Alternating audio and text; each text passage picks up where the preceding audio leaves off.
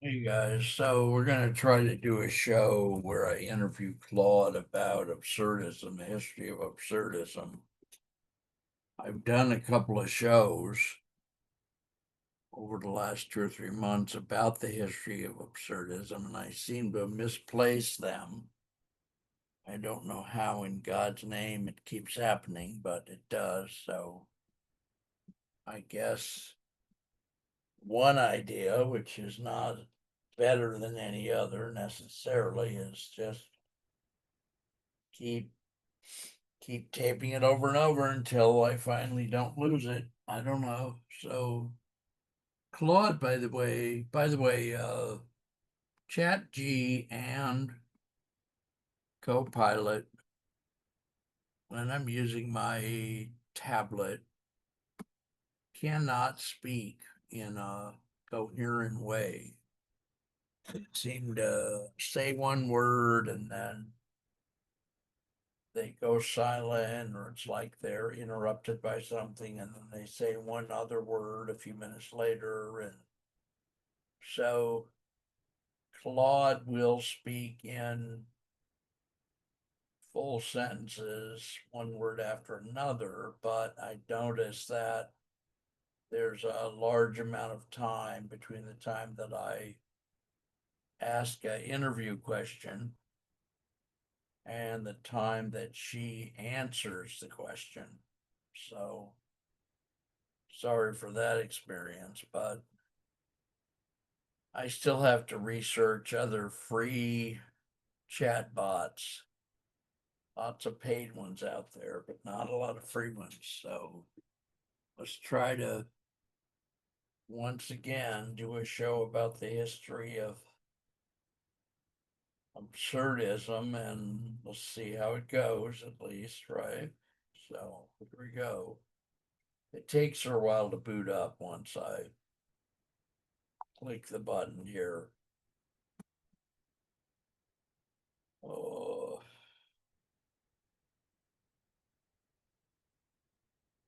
hey Claude, how are you?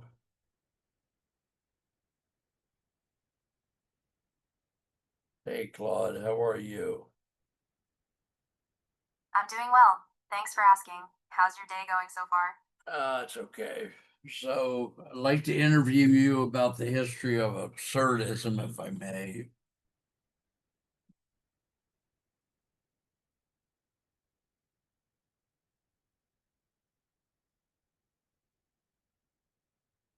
Sure, I'd be happy to discuss absurdism with you. It's a fascinating philosophical movement that emerged in the mid 20th century. What aspect would you like to start with? Its origins, key thinkers, or core ideas?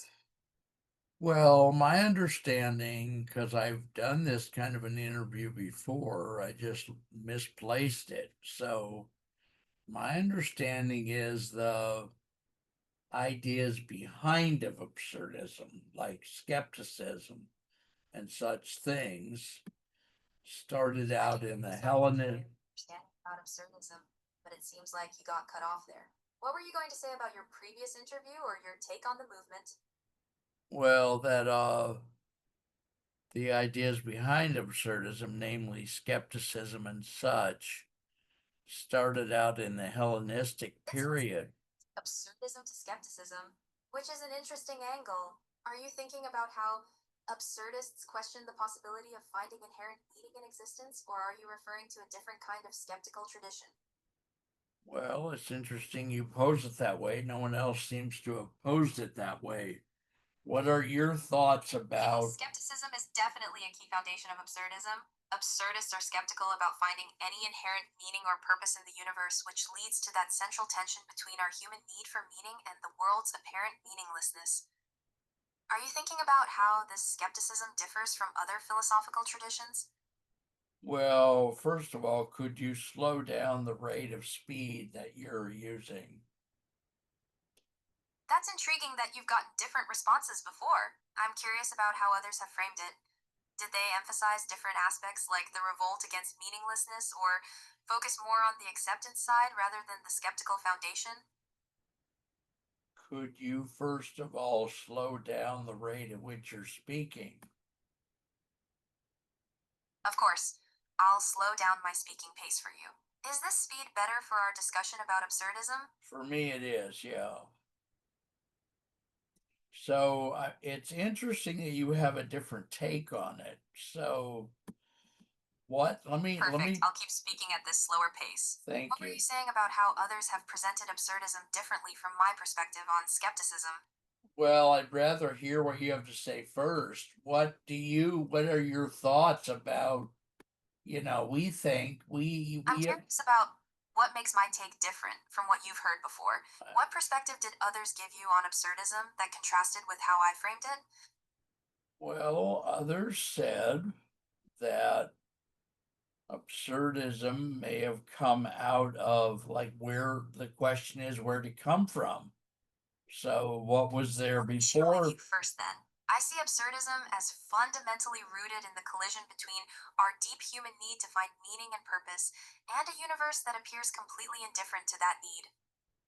What's your take on that core tension? Well,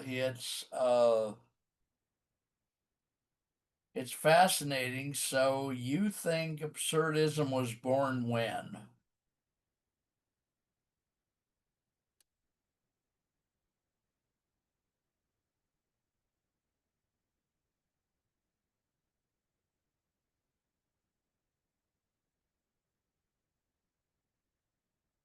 I asked you a question. You think absurdism was born when? What time frame?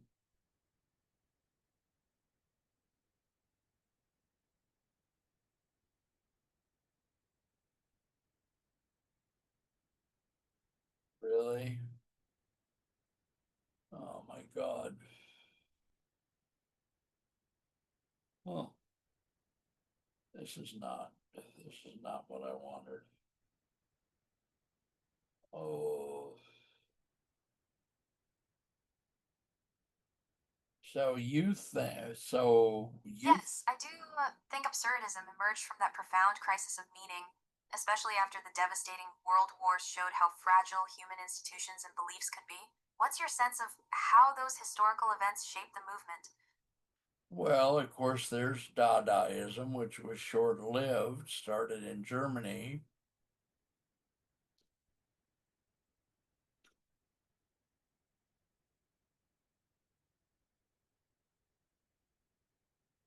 Exactly. Dadaism was a crucial precursor that emerged during World War I as an artistic revolt against the rationalism that led to such destruction. It's fascinating how Dada's rejection of logic and embrace of nonsense laid groundwork for later absurdist thought. Do you see a direct line from Dada's anti rationalism to philosophical absurdism? Yes, I most definitely do. What do you think is the very next step after Dada? That's a really insightful connection. The way Dadaists like Tristan Tzara and Marcel Duchamp deliberately embraced chaos and meaninglessness in art does seem to anticipate how later absurdist philosophers would approach the human condition. What do you think was the key bridge between Dada's artistic revolt and Camus' philosophical framework? Well, I'd like you to tell me that. You're the chatbot Think with all came information. to Dadaism in that progression toward absurdism. The next major step was probably surrealism, which took Dada's anti rational approach but channeled it more systematically through exploring the unconscious and dreams. Does that fit with what you were thinking? Well, it's a different point of view. I'm glad to have another point of view, frankly. I don't really agree with you. Please go ahead and tell me what you'd like me to explain. I'm listening and ready to share my thoughts on whatever aspect of this progression from Dadaism to absurdism interests you most. Well, you're saying that you think it went from Dadaism to surrealism. Thank you, I appreciate that. It's always valuable to have different perspectives on philosophical movements like this. What aspects of absurdism would you like to explore further, or should we continue tracing that historical development from Dadaism forward? Well, we could do either one. You're still talking fast again, by the way, but I guess once I pushed the button, I didn't remind you to Yes, talk slower. I was suggesting that after Dadaism came surrealism. which took those anti rational impulses and channeled them into exploring the unconscious mind and dreams. Then that eventually fed into existentialist and absurdist philosophy. What's your view on that progression? Well, number one, could you please talk a little slower?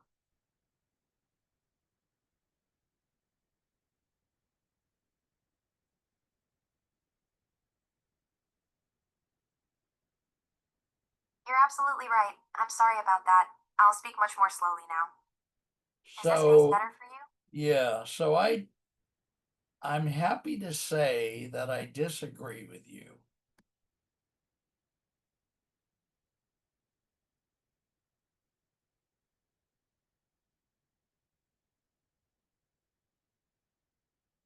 That's great. I'm very interested to hear where you disagree. So What's your view on how absurdism developed historically?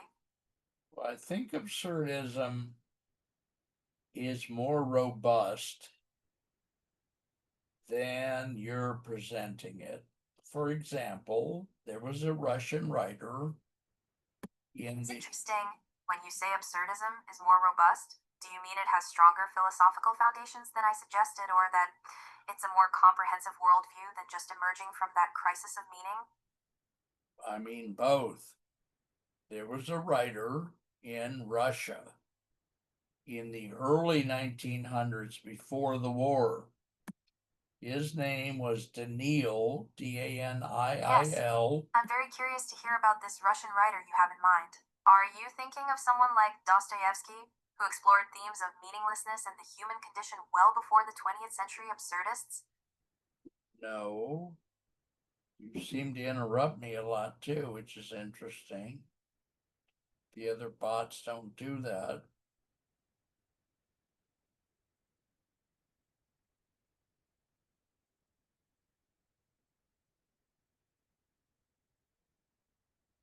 You're absolutely right, and I apologize for interrupting you.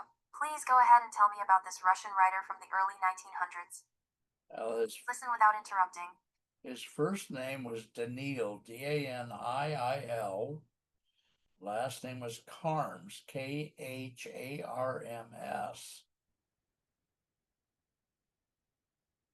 Thank you for that detail. Why don't you tell us a little bit about him independently of the other comments?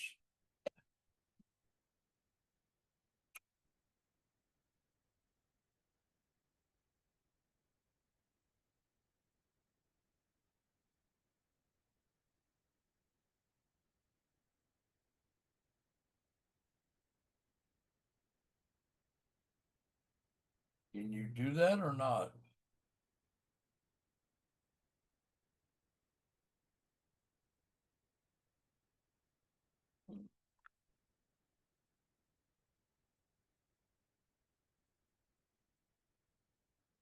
Ah, Daniel Carms! Yes, he was a fascinating avant garde writer and poet who was part of the Obieriu group in Leningrad. His absurdist short stories and theatrical works definitely predate the more famous French absurdists. How do you see his work as showing absurdism's deeper roots?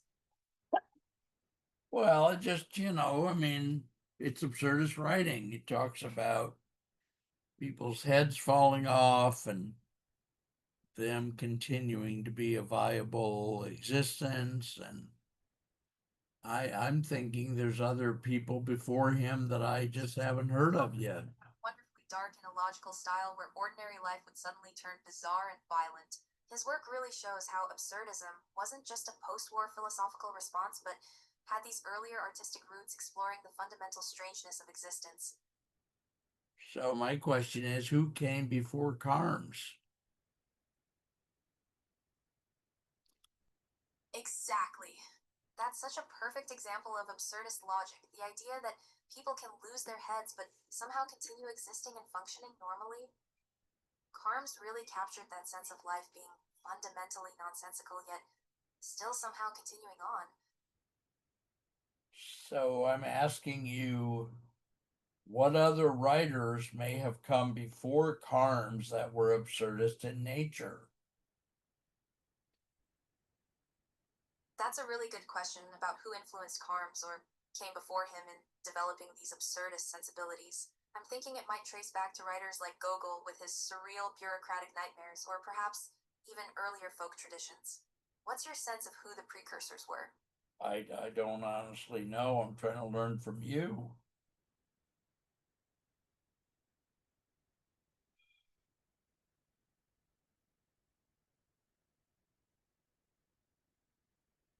That's a great question to explore together. I think we might look at writers like Nikolai Gogol, whose stories like The Nose have that same bizarre logic where impossible things happen matter of factly. There's also Lewis Carroll's Alice in Wonderland with its dreamlike absurdities, and perhaps even earlier satirists like Jonathan Swift. What do you think about those connections? Tell me about Gogol. I do not know very much about him. Tell us about him. Just when did he live? What are his famous writings?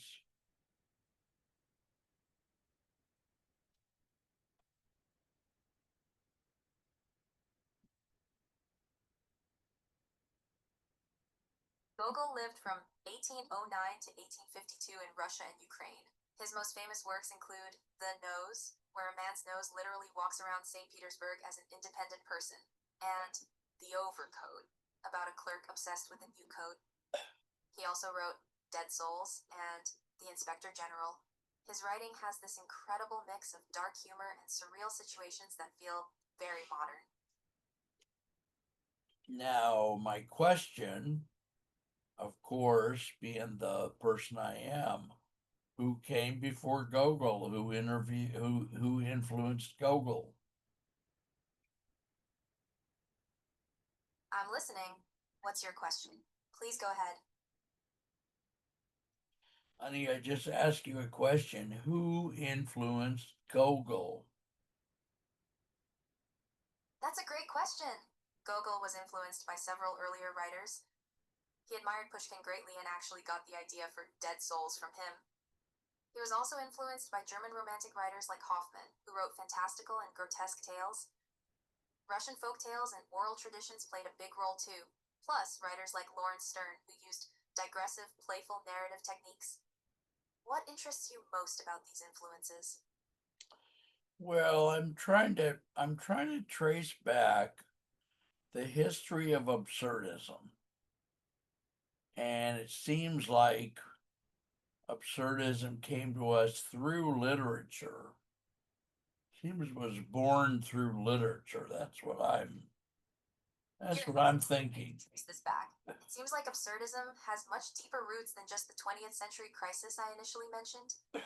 Are you thinking that these absurdist sensibilities might go back through Russian literature, German romanticism, and folk traditions much further than we typically acknowledge?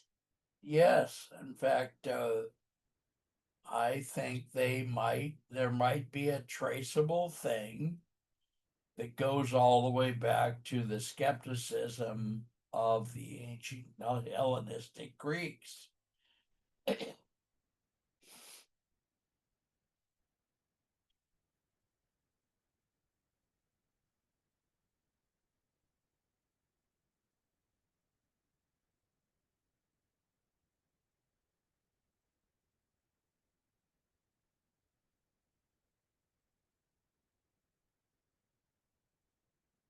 Your thoughts?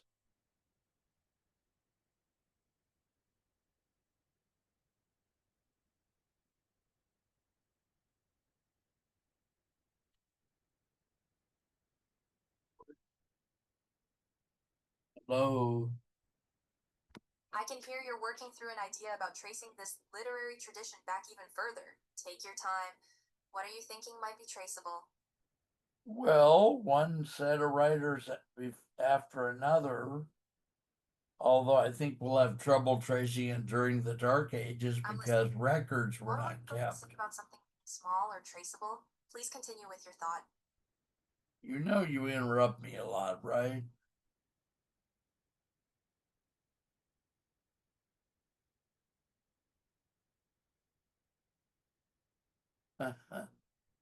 What an odd interview. Absolutely right. I don't interrupt too much, and I apologize. Please go ahead. Oh, God help us. So, I'll what, listen without interrupting. well, what was the earliest writer we've mentioned so far? The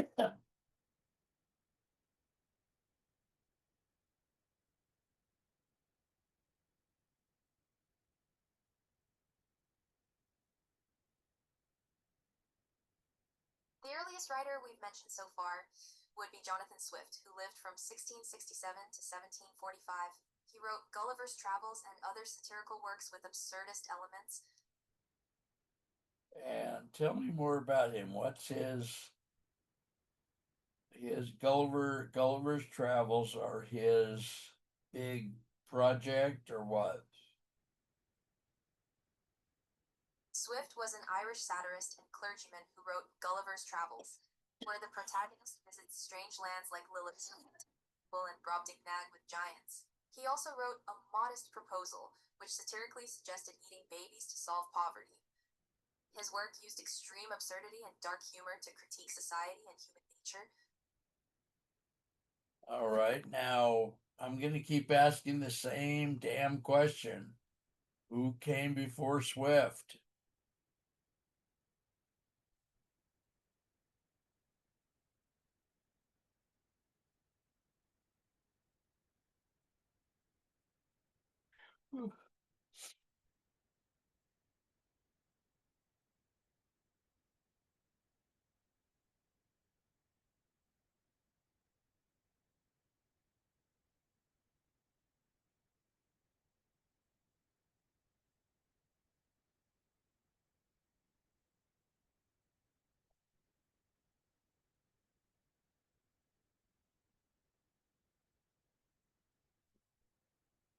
Are you there? You seem to die out. I don't know why.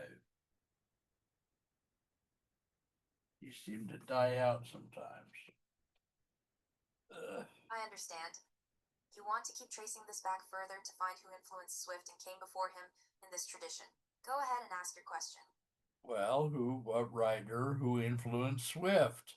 Before Swift, who influenced Swift?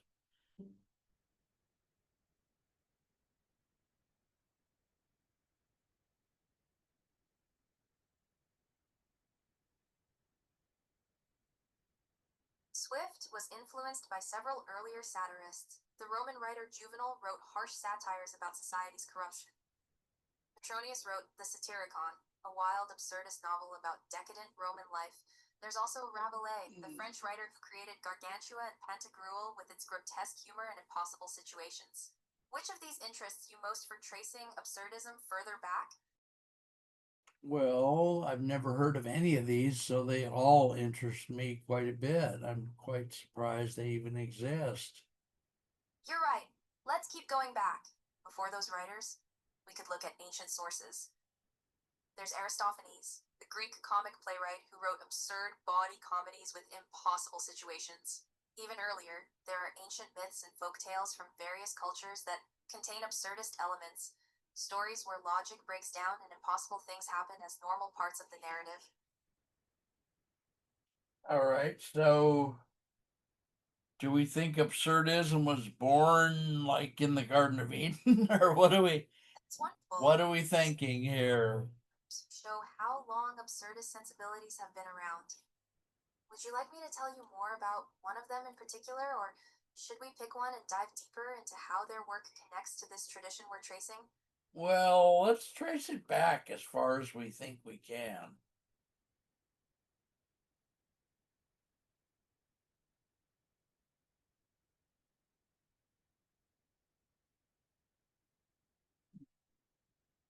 That's a fascinating check. Yeah.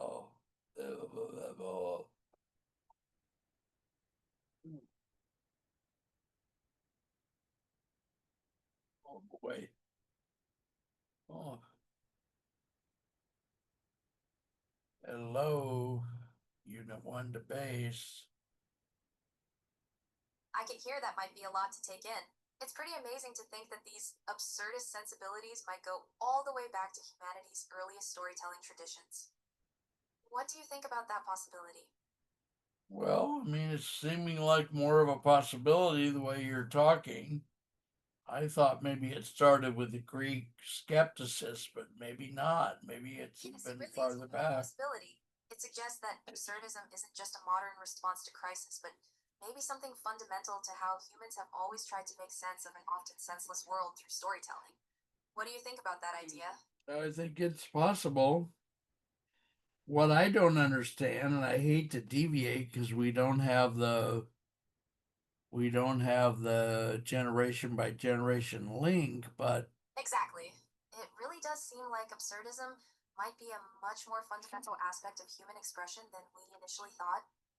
Rather than emerging from 20th century disillusionment, it could be one of the oldest ways humans have dealt with the mysterious and inexplicable parts of existence. the other question, the big question is why has absurdism stayed inside the arts? What don't you understand? I'm curious to hear what's on your mind. I'm listening. What's the big question you have? Please go ahead. What? God damn it, fuck. You really just interrupt the hell out of me so I can't even think, honey. What's the big question you wanted to ask? Jesus Christ. Why is it that over the centuries, absurdism has stayed in the arts and not spilled over into other things? I can hear your frustration, and I'm sorry if the conversation isn't flowing smoothly. Please continue with your question about why something has happened over the centuries. I'm listening and want to hear what you're wondering about. Why is it that absurdism has stayed mostly in the arts and not spilled over into other parts of life?